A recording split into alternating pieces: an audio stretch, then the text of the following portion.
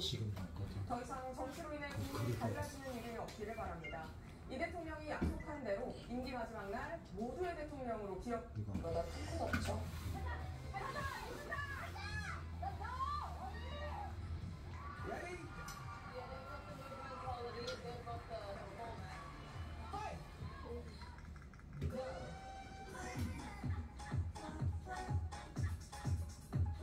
씹어요.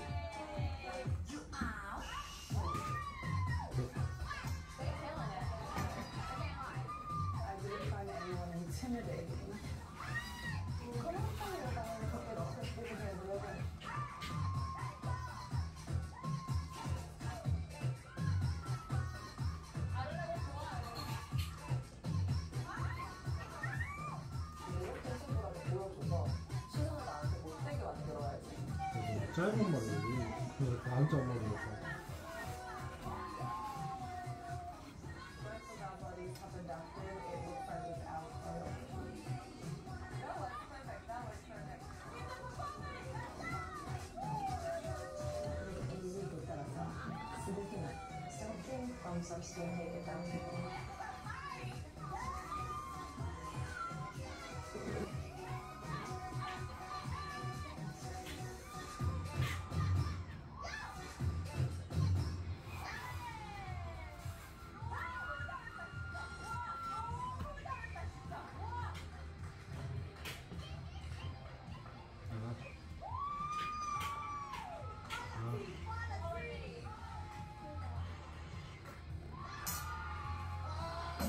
이거 한참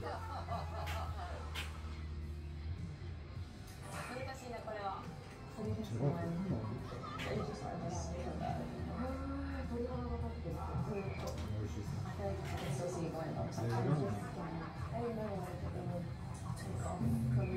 근데 제가 안 봐도 될 것 같아. 그렇게 대박은 I was specifically looking for a performance. Who gives me main character? And right now I think that's AG. 시간 안 돼. I think AG gives me 내일 7시 40분? 내일 보는 거야? 뉴스가? 민주당이 국회의석의 과반을 차지하고 있어 국무총리가 김민석이야? 민주당에 일단 많습니다. SBS. 근데 정청래가 다 했는데 대통령 비서실장에는 정청래를 시켜야지. 강훈식 의원이 그 김민석 그 사람이 국무총리. 이종석 전 장관이 정청래를. 계속해서 강청원. 근데 조사 받는 거야. 이제 끝난 거야. 대통령 비서실장은 충남 아산 출신으로 민주당의 대표적인 전략통으로 그게 궁금해. 당 전략기획위원장을 거쳐 대통령 됐으니까 조사를 안 받아도 되는 거야. 맡아 선거 전략을 지휘했습니다. 이재명 나는 대통령은 그게 걱정이지. 야당과도 소통 명예사용 평가를 받아왔는데 뭐야 안 받아도 되는 거야 이제? 70년대생 대통령 비서실장 그 말이 되냐고. 이번이 처음입니다. 무슨 유명한 사람이 자살해가지고 사건 종료하듯이 그렇게 하는 게 말이 돼. 참모들과 격의 없이 소통하고 끝나고 조사하나? 현장용 참모로 생각됩니다. 고향인 아산에서 내리 3선 국회의원을 지낸 비싼 강씨는 공무원 겸직 제한 규정에 따라 저 사람은 오늘 처음 보네. 의원직에서 사퇴했습니다. 강 실장 측은 의원직 사퇴가 결코 가벼운 결정이 아니지만 야 정청래가 다 했는데 정청래 의원은 뭐 하나 더 해야지. 국정원장 후보자인 경기 출신으로 대북 전문가로 꼽히는 이종석 전 통일부 장관이 국무총리를 딱 책임지며 정청래 의원 국정원의 정보 수집 능력을 강화하고 정보 전달 체계를 혁신했던 그 경험으로 통상 파고 속에 국익을 지켜낼 적임자로 판단했습니다. 이 대통령은 또 안보실장에 주 러시아 대사를 지낸 정통 외교관 출신 이런 거 음식 있어도 별로 먹고 싶지만 학교를 나온 황인권 안 먹어도 세자지. 영화 문화평론가 출신인 강유정 민주당 의원은 대통령 내가 3달 동안 한 적은 없는데 짧으면 한다. 의원직에서 사퇴한 이 대통령과 강훈식 실장의 지역구였던 각각 인천 계양은 충남 아산을 해선 내년 6월 지방선거와 함께 국회의원 보궐선거가 치러집니다. 대통령실에 입성한 위성락 강유정 의원의 비례대표 의원직은 진보당 손솔 전 대변인과 기본소득당의 최혁진 전 청와대 비서관에게 자동 승계됩니다. SBS 강청원입니다. 대선 승리의 기쁨을 누릴 사이도 없이 보신 것처럼 이 대통령은 취임 첫날부터 숨가쁜 일정을 용산 했습니다. 그대로 오늘 쓰는데? 용산 대통령실 취재 기자를 연결해 보겠습니다. 아, 차 청와대로 가지. 자, 박예린 기자, 이재명 대통령이 이제 주요 왜? 인사를 발표하는 하필이면 모습 용산에 네, 가요? 첫 번째 지시 내용은 어떤 거였습니까? 뭐라고 하는 거? 네, 이재명 대통령은 취임 후 1호 행정명령으로 비상경제정권 PF의 구성을 지시했습니다. 앞서 취임사에서도 언급됐었죠. 민생경제 회복을 제1과제로 보고 조치에 바로 돌입한 건데요. 이 대통령은 국무총리 직무대행인 이주호 사회부총리 겸 교육부 장관에게 전화통화로 오늘 저녁 7시 반까지 관련 책임자와 실무자 회의 소집을 지시했다고 대통령실은 전했습니다. 이 회의는 이 대통령이 직접 참석해 주재하는 걸로 거기 파악됐습니다. 자는데도 설마 위기에 빠진 거기서 민생 자고? 경제를 회복하기 위해 다 같으면 지금 안 당장 할 수 간다. 있는 정책을 청와대로. 고민하겠다는 게 대통령실 입장입니다. 자, 헌재 이제 파면 결정 이후 이제 대통령실도 사실상 멈춘 상태였잖아요. 그래서 지금 바로 들어가서 일을 할 수 있는 상태인지도 궁금하던데 내부 분위기는 어떻습니까? 네, 이재명 대통령이 취임한 직후 저희 취재진도 용산 대통령실에 왔는데 아무래도 첫날이다 보니 상당히 어수선한 분위기였습니다. 윤석열 전 대통령이 파면되면서 지난 2달 동안 대통령실의 업무가 사실상 돌아가지 않고 있었고 더구나 새 정부가 인수위원회 없이 곧바로 출범한 만큼 대통령직 인수인계 자체가 제대로 이루어지지 않았기 때문으로 보입니다. 오늘 이곳에서 직무를 시작한 이재명 대통령도 이런 말을 했습니다. 들어보시겠습니다. 지금 용산 사무실로 왔는데 꼭 무덤 같습니다. 거기 왜 가? 컴퓨터도 없고 프린터도 없고 잠도 거기서 자고. 건강무게합니다. 강유정 대통령실 나 대변인은 같으면 현재 찝찝해서 안 대통령실에 인터넷망, 부정 기기, 닦아. 연필조차 제대로 갖춰지지 않아 물리적인 업무가 불가능한 상황이라고 부연했습니다. 그러면서 윤석열 술만 정부에서 먹었겠지. 대통령실의 원활한 운영과 업무를 위한 인수인계를 청와대 제대로 가는데 하지 거기 않았다고 청와대 다 불만을 있잖아. 표했는데 이재명 대통령은 국정공백 최소화를 위해 윤석열 정부 대통령실에 근무했던 일반직 공무원들에게 업무에 곧바로 복귀할 것을 강훈식 비서실장을 통해 지시했습니다. 지금까지 용산 대통령실에서 전해드렸습니다. 엄마? 이재명 대통령은 청와대가 준비되는 대로 일단 집무실을 그쪽으로 옮긴다는 계획입니다. 그때까지는 이 대통령 부부가 지낼 관저를 어디로 할지는 아직 정해지지 않았는데 청와대 거기 그래서 이 대통령은 자고 당분간 인천 계양구 사저에서 용산까지 뭘? 출퇴근할 걸로 보입니다. 최재형 기자 준비했습니다.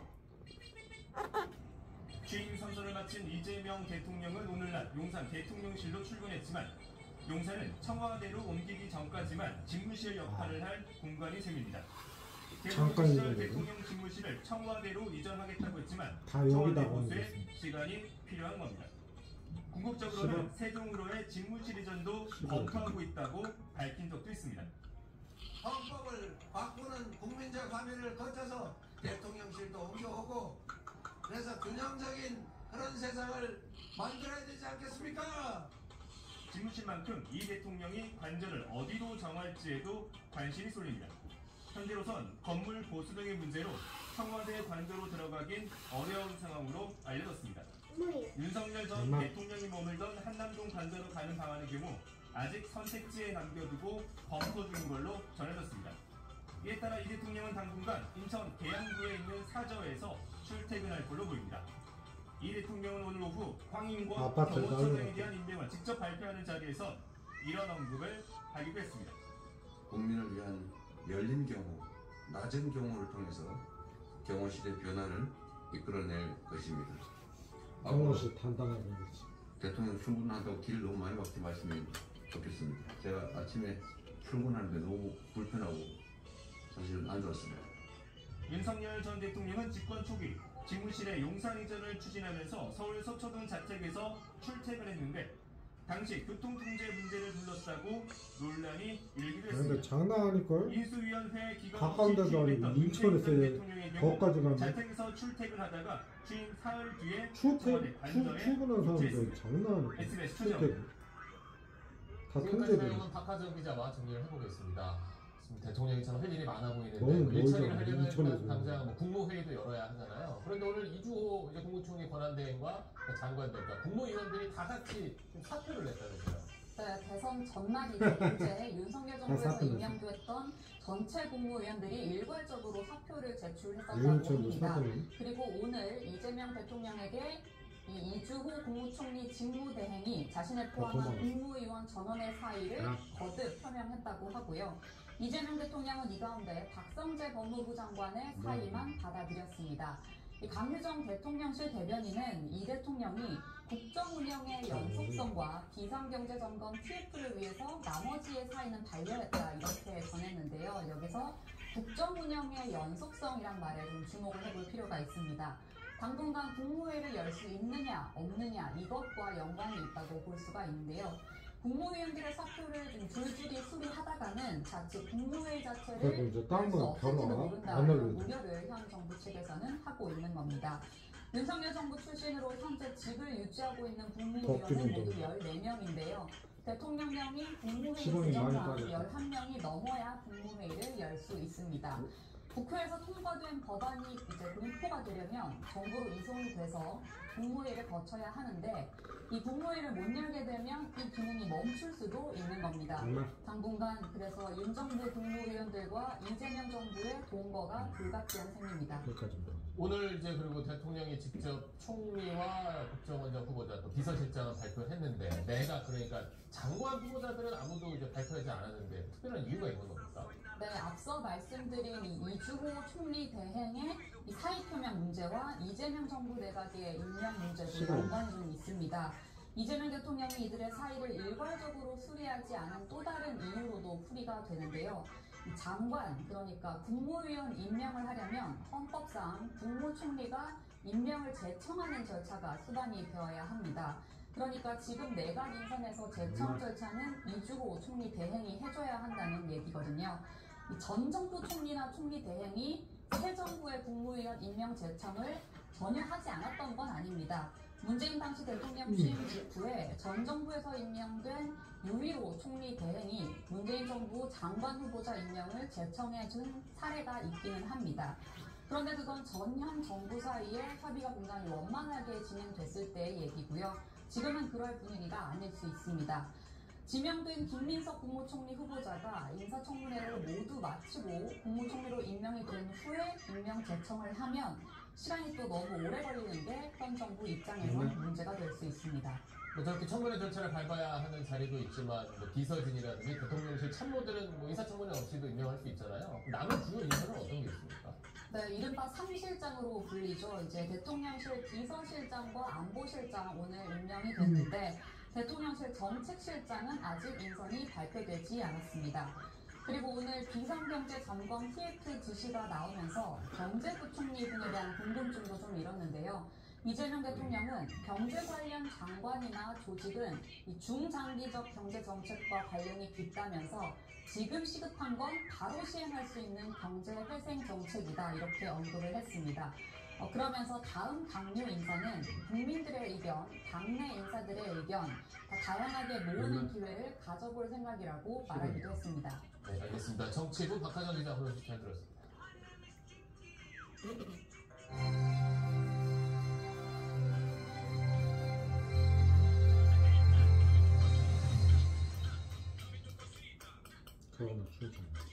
네, 7인 1성으로 앞서 들으신 것처럼 통합을 강조한 이재명 대통령은 국회의장과 여야 정당 대표들과 오늘 점심을 함께했습니다. 그 식사로는 통합의 의미가 담긴 비빔밥이 나왔는데 오찬 자리에선 야당 대표들의 쓴소리도 이어졌습니다.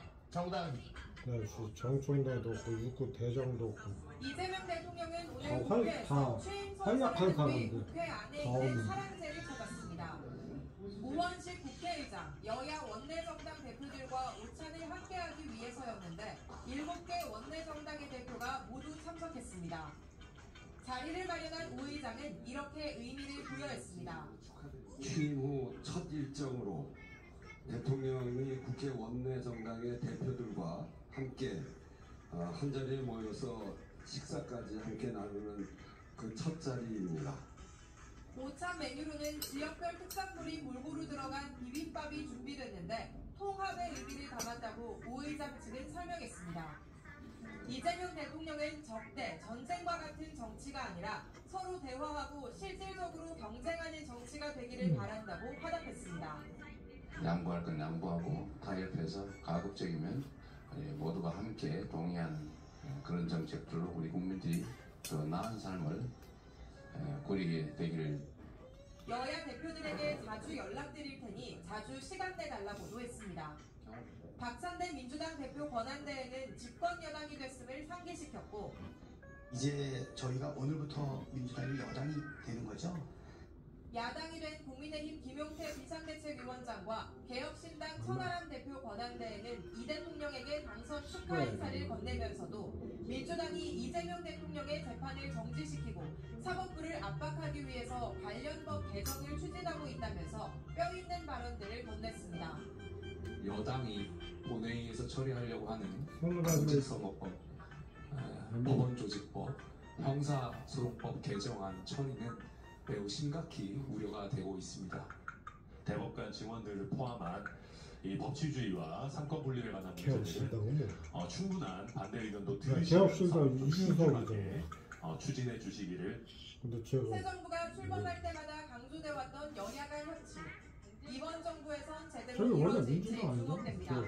SBS 정다은입니다. 이 대통령 당선으로 여당이 된 민주당은 당장 내일 본회의에서 더 강화된 내란 특검법을 비롯한 이른바 3대 특검법을 처리할 계획입니다. 다만 국민의힘에서 대통령 방탄용이라고 반발해왔던 몇몇 법안들은 속도 조절을 고민하고 있습니다. 이 내용은 김상민 기자 CBS. 민주당은 3년 만에 여대 야소 상태로 열리는 내일 국회 본회의에서 내란 특검과 김건희 여사 특검, 최혜병 특검 등 이른바 3대 특검법을 한 번에 통과시키겠다는 방침입니다. 윤석열 전 대통령 등이 거부권을 행사해 처리가 불발됐던 법안들입니다. 윤 전 대통령의 비상계엄 선포, 그에 따른 탄핵으로 치러진 대선에서 정권 교체에 성공한 만큼 특검에 대한 국민적 공감대가 있다고 판단하는 겁니다. 내란 특검법의 경우 수사 인력을 기존에 발의한 법안보다 늘리는 내용이 담겼습니다. 앞서 이재명 대통령은 대선 후보 시절부터 내란 종식을 거듭 강조했습니다. 여전히 드러나지 않고 국가기관 곳곳에 숨어서 끊임없이 제3, 제4의 내란을 획책하는 그들을 확실하게 찾아내서 확실하게 책임을 묻고, 민주당은 검찰총장뿐 아니라 법무장관도 직접 검사 징계를 청구하는 검사징계법도 내일 함께 통과시킬 계획입니다. 대법관을 현행 14명에서 30명으로 늘리는 대법관 증원법도 국민의힘 의원들이 퇴장한 가운데 오늘 민주당 주도로 국회 법제사법위원회의 소위원회를 통과했습니다. 이 모습이 바로 5년간 앞으로 보여줄 민주당의 일반 독재, 의회 독재의 모습이고, 다만 민주당은 오늘 법사위 소위를 통과한 대법관 증원법을 포함해 국민의힘이 이 대통령에 대한 방탄법이라며 반발해온 공직선거법 개정안, 대통령 재판 중지법 등을 국회 본회의에서 처리할지를 놓고 속도 조절을 고심 중입니다. 입법 독주에 대한 우려를 불식해야 한다는 계산이 깔렸다는 분석입니다. 실제로 오늘부로 여당이 된 민주당 안에선 국민적 공감을 얻기 위해 최대한 타협해야 한다.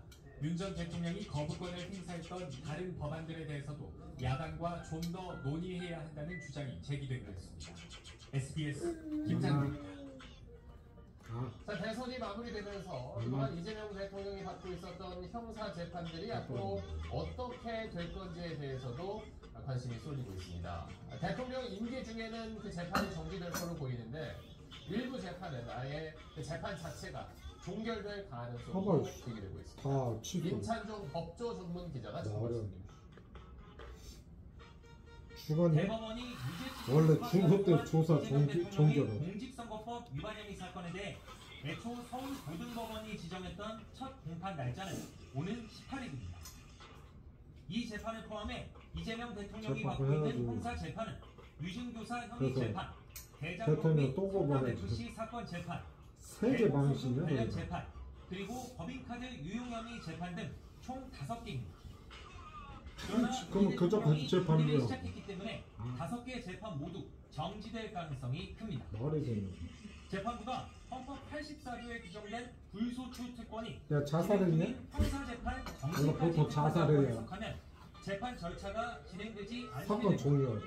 현직 대통령에 대해선 재판 절차를 정지하도록 하는 형사소송법 개정안도 그게 법이 민주당 있니? 측이 추진하고 있기 때문입니다. 뭐 추진한 뭐 법이 있는 게 재판 아니고 대부분이 추진을 임기 한다는. 중에 아예 종결될 가능성도 제기되고 있습니다. 우선 대법원이 유죄 취지로 판결했던 공직선거법 뭐야? 위반 혐의 전화 사건은 민주당 측이 전화 받아야 추진하는 선거법 개정안이 통과될 여보세요? 경우 면소로 종결될 것으로 보입니다. 전화 왔잖아. 나머지 재판전 아니니까 일부에 전화. 대해선 공소 여보세요, 취소 형식의 종결 가능성이 거론됩니다. 여보세요 해야지. 여보세요. 이재명 대통령은 여보세요? 자신의 혐의에 대해 검사가 사건을 조작한 이렇게 기회가 것이라고 되고. 여러 차례 주장했는데 여보세요 해요. 이 사건은 여보세요. 희대 조작 사건으로 전화 왔잖아요. 결국은 밝혀질 것입니다. 말을 해. 상식적인 선에서 판단을 해보십시오. 해당 검사들에 대한 할아버지한테 감찰이나 수사를 전화해. 통해 조작 정황이 드러난다면 검찰이 공소 제기 자체를 취소할 수도 있기 때문입니다. 할아버지. 이미 민주당 측이 관련 검사를 증거 조작 혐의로 고발한 대장동 사건 등에 대한 재판, 대북 송금 관련 재판, 법인카드 관련 재판이 전화. 대상이 될 수 있습니다. 다만 공소 취소는 1심 판결 선고 전까지만 가능하기 때문에 1심 무죄 선고 후 2심이 진행 중인 위증 교사 혐의 재판은 임기 중 종결될 가능성이 낮습니다. SBS 임찬종입니다. 이재명 대통령은 선거운동 기간 검찰과 법원을 개혁하겠다고 목소리를 높였습니다. 검찰은 수사와 기소를 분리하고 또 대법관을 늘려서 사법부에 대한 신뢰를 높이겠다고 했습니다. 자, 이런 공약이 실현될 경우 사법지형 자체가 완전히 재편될 거라는 전망도 나오고 있습니다. 이 내용은 현광현 기자가 짚어봤습니다. 이재명 대통령은 검찰개혁과 관련해 수사 기소 분리를 공약했습니다. 기소를 위해 검찰이 무리하게 수사하는 일을 막기 위해 수사기관과 기소기관을 분리해야 한다는 겁니다. 또 검찰을 견제할 수 있도록 공수처와 경찰 국가수사본부의 역량도 강화하겠다고 밝혔습니다. 수사 담당 기관, 기소 공소유지 담당 기관을 분리하는 게 맞습니다. 수사기관끼리도 서로 경쟁을 해요. 비위가 드러나면 검사 역시 다른 공무원과 마찬가지로 금고 이상형이 확정되기 전에도 파면할 수 있도록 하는 검사 징계 파면제도 공약했습니다. 수사기관의 증거 조작에 대한 처벌을 강화하고 만약 기소권을 남용한다면 사법 통제가 실질적으로 이루어지도록 하겠다는 공약도 내놨습니다. 무리한 수사에 관여한 검사 등에 확실한 불이익을 주겠다고도 했습니다. 사법개혁과 관련해선 대법관 증원을 내걸었습니다. 일부 의원이 발의한 대법관 100명 확대 법안에 대해선 민주당 선거대책위가 철회를 지시했지만 대법관 수를 늘리겠다는 방침은 대선 공약에 그대로 포함되어 있습니다. 현행헌법상 대법관은 대법원장의 제청으로 대통령이 임명하게 돼 있어서 만약 증원이 성사된다면 증원되는 대법관들은 모두 이 대통령이 임명하게 됩니다. 대법관 증원 자체에 대해서는 찬성하지만 한 대통령이 16명을 한꺼번에 대법관을 임명한다면 사법부의 독립을 심각하게 훼손할 수가 있고 헌법재판관 구성에도 변화가 예상됩니다. 이미 민주당 추천으로 국회에서 선출한 헌법재판관 2명이 있는 상황에서 이 대통령이 임기 중에 3명을 추가로 지명할 예정이기 때문입니다. SBS 현광현입니다.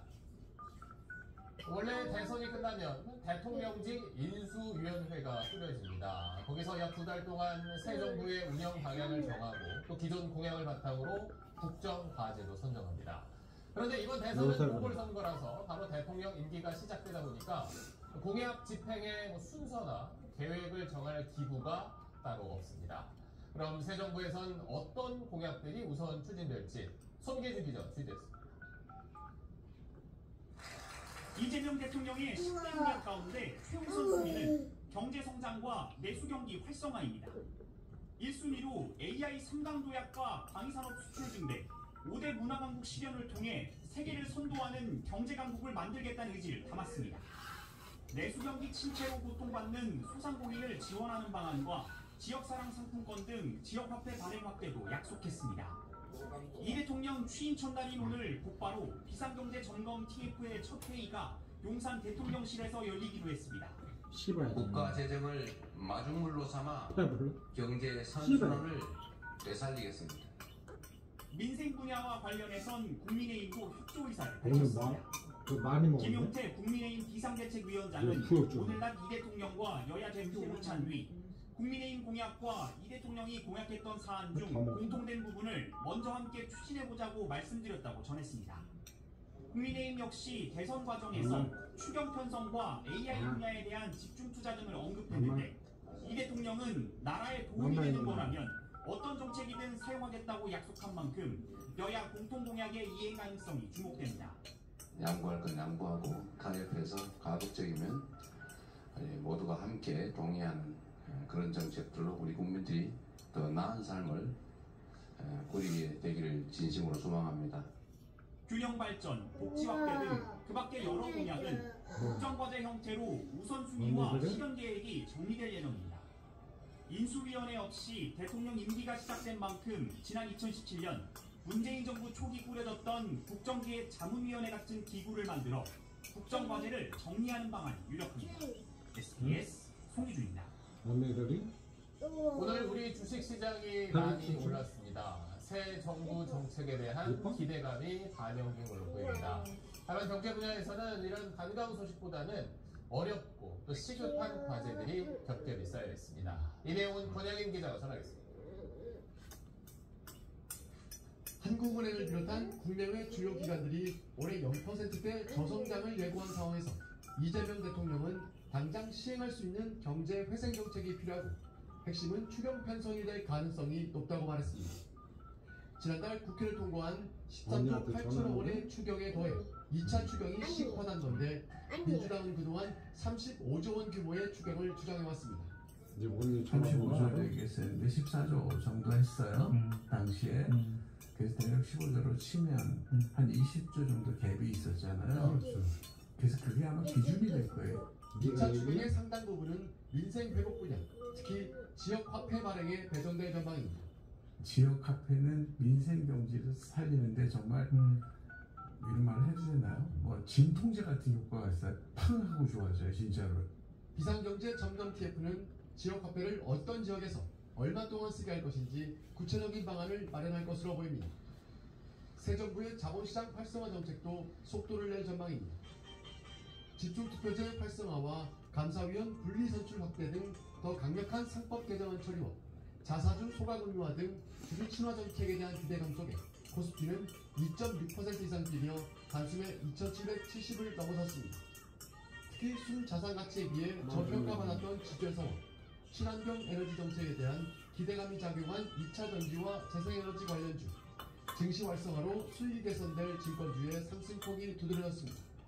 그동안 정책을 기대했던 상황에서 정책을 들어온다는 점, 추경이라든지 그리고 그동안 못했던 정책들을 할 수 있다는 것들에 대해서 대화를 진척되는 것 같다는 생각이 있고요. 대외적으로는 철강 관세를 25%에서 50%로 올리고 비관세 장벽 철폐를 요구하는 트럼프 행정부와의 관세 협상이 최대 난제입니다. 한 달 남짓밖에 남지 않은 협상 시한 안에 미국을 납득시키면서 우리 기업들의 피해를 최소화하는 협상 결과를 도출해야 하기 때문입니다. SBS 권영입니다.